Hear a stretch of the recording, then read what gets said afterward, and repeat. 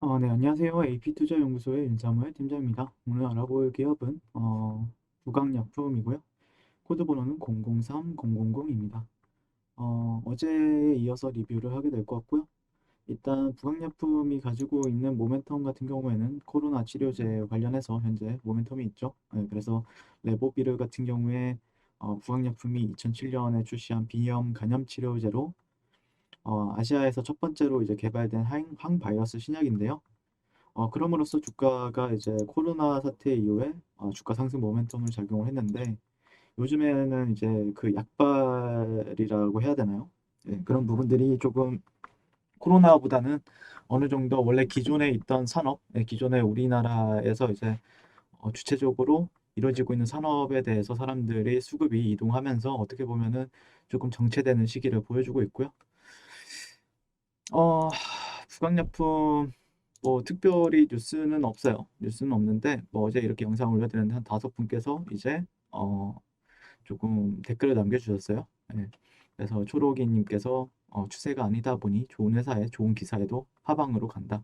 지난 시간에도 이제 한 지난주에 말씀드렸던 거는 저 같은 경우에는 좀 그런 뉴스나 아니면은 재료를 활용하는 방법에 대해서 말씀을 드렸었는데 지금 네, 그쵸? 네. 그리고 구강이를 저주한다. 저는 고점이라 손실이 많다. 이렇게 말씀하시는 분들도 계시고, 음, 군더더기가 많아서 그런 질문들을 하는 것 같아요. 이렇게 얘기하시는 분도 계시네요. 네.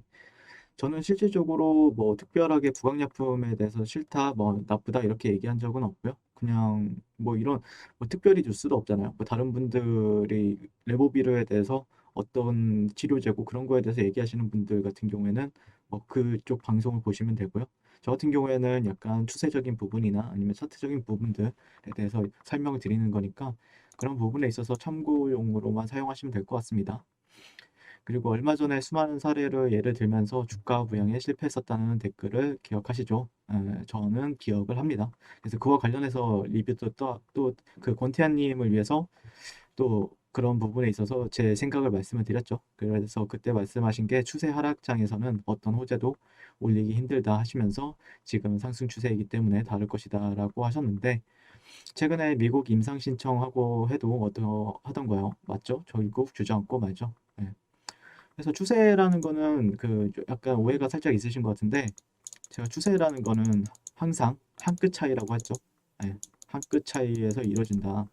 예, 근데 그 한 끗 차이 같은 경우에는 음, 제가 말씀을 드렸지만 어떤 기준을 기점으로 보느냐가 상당히 중요한데 그런 게 중요하죠. 예, 그래서 그게 지켜준다면은 올라간다라고 얘기하는 게 맞고, 그게 만약에 뚫린다라고 하면은 뭐 짧게 손절하고 나오는 수밖에 없는 게 트레이딩 관점이에요. 예, 그래서 뭐 제가 뭐 말했죠 이런 걸 얘기하는 게 아니라 네, 예전에 4만 원대 삼봉 찍고 대주주가 팔았을 때 이미 시세가 끝난 종목이다. 네, 그럴 수 있죠. 셀트 종근당 대응을 보시면 알 수 있듯 이미 치료제 쪽 섹터는 피로감도 크고 시장에서 관심이 없죠. 네, 자동차, 반도체, IT로 대세가 넘어간 만큼 시선 돌리기가 힘들 겁니다. 근데 이거 같은 경우에는 저 같은 경우에는 눈치를 한 달 전부터 채고 있었어요. 한 달이나 한 10월 달부터 준비하는 종목들이 있었거든요.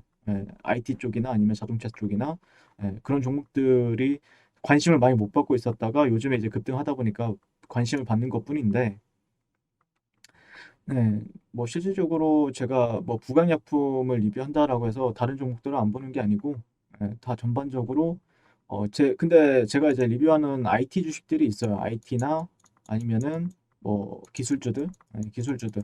근데 아직도 많은 분들이 관심이 그렇게 있거나 그러지 않습니다. 왜냐면은 뭐 우리나라 사람들 같은 경우에 아무래도 바이오 쪽에 상당히 많은 관심을 가지고 있어요. 그게 주가가 하락을 하든 올라가든 예, 관심을 바이오 쪽에나 아니면 제약 바이오 쪽에 더 관심을 많이 가지고 있죠.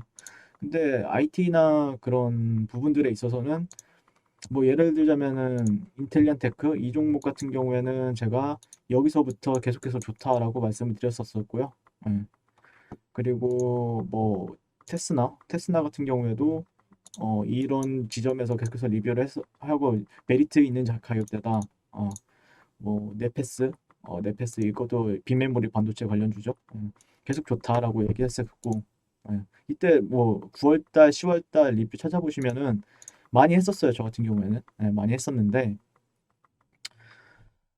근데 사람들은 별로 관심이 없죠. 예. 왜냐면은 코로나 치료제가 더 훨씬 더 뭐 어떻게 보면은 작년도 말 그리고 작년 내내 핫했었던 섹터가 치료제나 아니면 백신 관련주다 보니까 아직도 지금도 신풍제약이나 아니면은 뭐 제넥신 아니면은 뭐 실제로 치료제 관련해서 셀트리온이나 그런 게 훨씬 더 관심을 많을 겁니다. 사람들 같은 경우에는. 네. 근데 뭐 제가 이제 뭐 올라간다고 하는 시점이 있고 뭐 그다음에 굳이 포지션을 가지지 않는다라는 시점이 있는데 최근에는 굳이 포지션은 조금 관망하는 게 더 유리할 수가 있다라고 말씀을 드렸었던 것 같고 이런 분위기에서 좋은 결과 발표를 해도 하루 이틀 단타 놀이장으로만 끝나게 될 가능성이 매우 높다라고 봅니다. 예, 그럴 가능성이 상당히 높죠.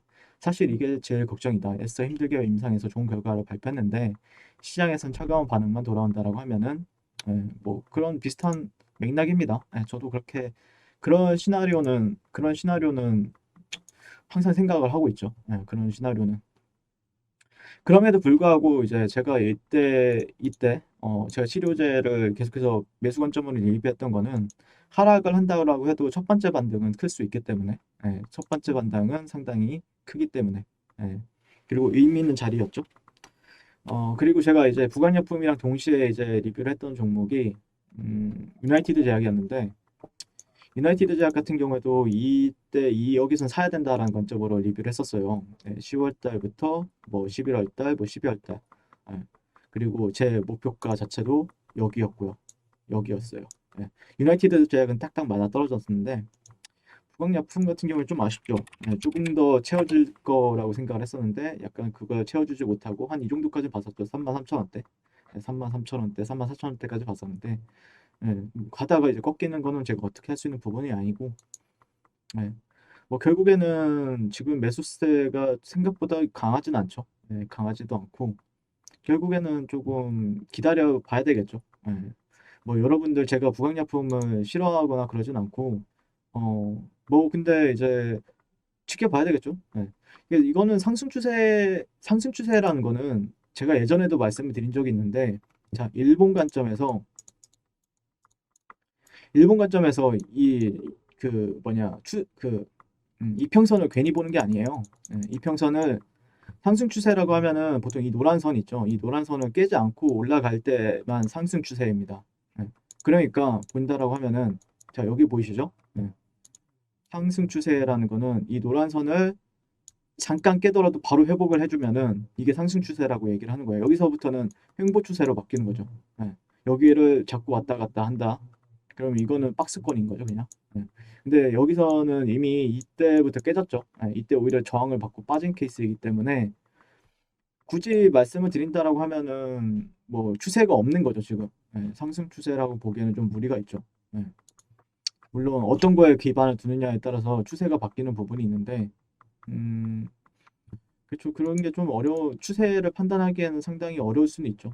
추세를 판단하기가 상당히 어려운데, 근데 여기서 갑자기 이제 뭐 이렇게 옆으로 이제 횡보를 시킨다, 주가가 떨어지다가 이런 식으로 횡보를 시킨다. 그러면서 이평은 내려오겠죠, 이런 식으로. 5일선도 내려올 거고. 근데 횡보를 하면은 5일선 이런 식으로 올라가죠. 그리고 60일선은 이런 식으로 내려올 거고. 횡보를 시키다가 이렇게 올리면은 추세가 또 바뀌어요. 예. 그래서 오히려 관망을 하는 게 낫다라고 말씀을 드리는 게 그 추세를 결국에는 장대 양봉이 나온다고 하더라도 이런 추세에 있어서 다시 역배열이 되었잖아. 다시 역배열이 되었잖아요. 그러니까 약간 이런 시점이랑 약간 이 5일선, 21선이 역배열이 되어 있는 상태. 이런 상태잖아요. 그러니까 여기서 장대 양봉이 나온다고 하더라도 결국에는 많이 못 간다라는 거죠. 관망을 하는 이유는 그런 거죠. 그러니까 예를 들자면은 자, 역배열이 됐죠. 여기서 역배열이 됐어요. 그러면은 이게 상승이 나왔어요. 근데 많이 못 가죠, 생각보다. 그럼 여기서는 기다려야 돼요. 여기서 지지받는지 계속해서 지켜볼 필요가 있겠죠. 뭐 지나온 차트를 가지고 얘기하느냐 이렇게 얘기할 수 있는데 원래 기본적인 이론이죠, 이거는. 역배열이 된다라고 하면은 실질적으로 많이 기다려야 된다. 그러니까 여기도 몇 년, 거의 1년이 넘게 횡보를 시켜버렸잖아요. 한 1년 가깝게. 예, 1년 가깝게 횡보를 시켜주고, 이게 정배열이 될 때, 다시 한 번 더 이 구간을 확실하게 돌파해주고, 기준봉이죠, 이거는. 어떻게 보면 기준봉이 나온 뒤에, 아, 이건 심상치 않은데, 라고 느낀 투자자들이 이제 진입을 한 거죠. 시장이 정배열도 됐고, 횡보도 오래 시켰겠다. 그러니까 여기서는 이제 매수세가 강하게 붙는 건데, 이쪽으로 여기서는 조금 다시 한 번 더 역배열이 되어 있는 단기랑 초단기 이평선이 역배열이 되어 있는 상태이기 때문에 굳이 포지션을 안 가져가도 된다라고 생각을 해요. 개인적으로는요. 네, 그래서 좀 지켜봐도 된다. 네. 만약에 그러니까 내가 만약에 결국에 여러분들이 부강약품을 선택한 거는 이 종목이 뭔가 강하기 때문에 더 강하게 올 것이다. 올라갈 것이다. 뭐 코로나 치료제도 있지만 차트를 보니까 좋아. 예, 딱 여기까지는 좋잖아요. 예, 21선 타고. 근데 그게 아니야. 이걸 장대음봉을 깨버렸어요. 그러면은 이제 좀 힘들어지는 거죠. 내가 만약에 딱 종목을 봤는데 이런 종목을 봤어요. 딱 지금 부강약품이라는 종목이 있고 그리고 예시를 들어서 삼성전자가 있어요. 자, 삼성전자를 사고 싶습니까? 아니면 부강약품을 사고 싶습니까? 자, LG전자가 있어요. LG전자를 사고 싶습니까? 부강약품을 사고 싶습니까? 물어본다라고 하면은 당연히 힘이 강해 보이는 LG전자나 삼성전자를 사겠죠. 네. 뭔가 움직임도 있고 변동성도 줄 것 같고 뭔가 사면은 즉각적으로 한 몇 시간 아니면은 하루 이틀 내에는 수익을 줄 것만 같은 네. 그런 지점이 있단 말이에요. 근데 이제 부강약품을 노린다라는 거는 결국에는 내가 어떤 매집을 하겠다. 이런 관점이 적용이 되기 때문에 단기적으로 답답한 흐름이 전개되겠죠. 그래서 상승이 나온다고 하더라도 급하게 또 따라붙을 필요가 없다라는 관점이죠. 아니면은 뭐 최소한의 하락 추세를 벗어난다라든지, 하락 추세를 벗어난다라든지 그런 관점이 나오기 직전까지는 굳이 뭐 매매할 필요는 없는 것 같아요. 제가 보는 관점에서는요. 네. 그래서 뭐 제가 그러니까 여기 이런 자리들은 말씀을 드렸지만 기술적인 반등 자리입니다. 기술적인 반등. 기술적인 반등이라는 거는 이런 추세가 아니라는 거죠. 네, 추세가 기술적인 반등과 추세 반등은 다른 겁니다. 추세 반등은 뭐냐면은 추세가 유지되었을 때 눌림목을 말하는 거예요. 추세가 유지되었을 때. 추세가 유지되었을 때 추세가 유지가 되고 주가가 눌렸고 이런 거죠. 또 눌렸어요. 근데 지켜줘 여기를. 그럼 추세 반등이죠 이거는. 그리고 나서 또 횡보시켜주고 또 추세 반등이 나오죠. 이거는 추세 반등이랑 기술적 반등은 좀 다른 의미다라고 보시면 될 것 같습니다. 이상 그래서 구강약품 결론 좀 더 지켜보자. 만약에 내가 실제적으로 이 종목을 조금 그래도 기대하는 부분이 있다라고 하면은 기대하는 게 좋고 아니, 기다리는 게 좋고 그 다음에 내가 물려있다라고 하면은 글쎄요 지켜봐야 되겠죠. 내가 물려있다라고 하는데 어떻게 할 수 있는 방법이 없어요 제가. 그렇다고 해서 뭐 실질적으로 손절하기에는 너무 손실이 크다. 내가 보통 이제 개인 투자자들이 뭐 이런 구간에서 가장 많이 이제 평단가가 형성이 되고 또 이런 구간에서 많이 형성이 되거든요. 그러면 손절하기는 쉽진 않죠. 예. 뭐 손절이 한 1%에서 3% 정도만 손절이 유효하고 만약에 5% 넘어가면 손절하기는 쉽진 않죠. 근데 내가 만약에 밑에 있다라고 하면 걱정은 뭐 실질적으로 이런 데만 지켜주면은 올라가면 또 수익 극대화가 되는 건데 어떤 자리에서 샀느냐가 또 중요하겠죠. 근데 결국에 지금 밑에서 잡은 사람들은 제 영상을 보겠습니까? 보통 이제 여러분들이 좀 힘들어하는 분들이 많이 보기 때문에 좀 지켜봐야 된다라는 내용입니다. 제가 굳이 포지션은 굳이 안 가져가도 된다. 좀 지켜보자라는 생각에 이제 리뷰를 하고 있습니다. 뭐 특별히 불만한 게 없어가지고 이상 부강약품에 대해서 리뷰를 마치도록 할 것 같고요. 오늘도 시청해주셔서 감사드립니다. 그리고 무료 추천 종목을 매일매일 드리고 있습니다. 네이버에서요. AP투자연구소를 검색하시고요. 웹사이트 상단에 AP투자연구소 홈페이지로 갈 수 있는 링크가 나옵니다. 클릭하시게 되면은 홈페이지로 접속을 하실 수가 있고요. 화면 가운데 라이브로 깜빡깜빡하는 게 보이시죠? 그 밑에 2021년 무료 추천 종목이 있습니다. 클릭하시게 되면 매일매일 저희 소장님께서 댓글로 리딩을 해드리고 있습니다.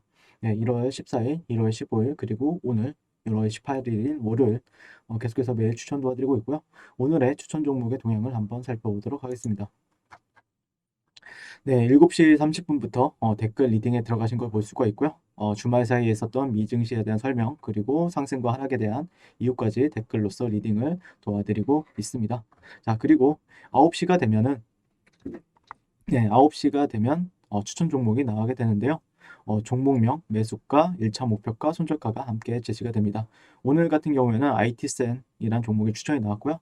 현재가 5,250원 기준 매수, 1차 목표가 5,400원, 그리고 손절가 5,050원으로 대응합니다. 라고 이제 목표가와 손절가가 같이 제시가 됩니다. 그랬을 경우에 주가가 상승하게 되어 목표가에 도달했을 때는 목표가에 도달했다고 댓글로서 리딩을 도와드리고 있고요. 하락하면 하락하게 되었다고 손절에 대한 리딩도 해드리고 있습니다. 지금 이 무료 추천 종목은 로그인을 하지 않아도 누구나 다 볼 수 있는 공개되어 있는 댓글 리딩이기 때문에 홈페이지에 오셔서 종목이 필요하신 분들은 많은 도움 받아가시면 좋겠습니다. 감사합니다.